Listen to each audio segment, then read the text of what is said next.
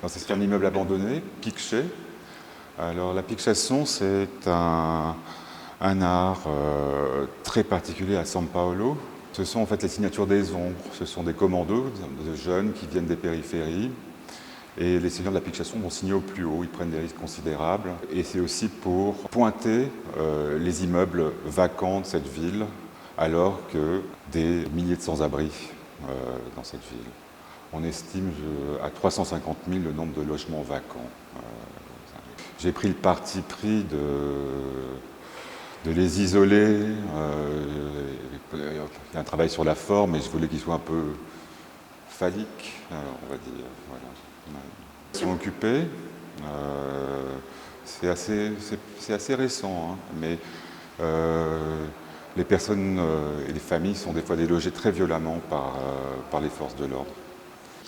S'agissant des immeubles du centre de São Paulo, ce sont des immeubles très beaux. Ce sont des immeubles 19e, construction tacite, qui sont soit occupés illégalement, soit vides.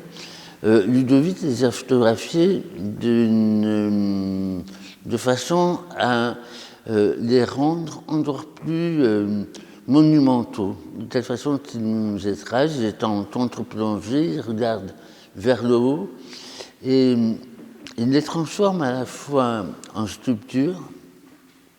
Ce sont des sculptures dans l'espace public et c'est des sculptures qui sont inquiétantes par leur côté massif. Hein, ça rappelle stylistiquement des choses, des architectures mussoliniennes, entre autres, ou nazies. Enfin, mais la particularité, c'est aussi le fait que ces interventions des Picheiros, ces tailleurs qui sont quand même une des caractéristiques de Sao Paulo, et qui les transforment encore plus en œuvre d'art contemporaine.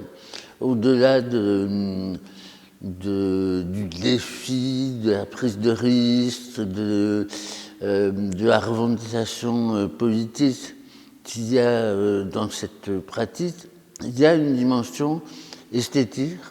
Ce sont des signes, c'est une écriture sur l'architecture qui n'est pas immédiatement lisible, ce n'est pas des slogans, mais c'est une façon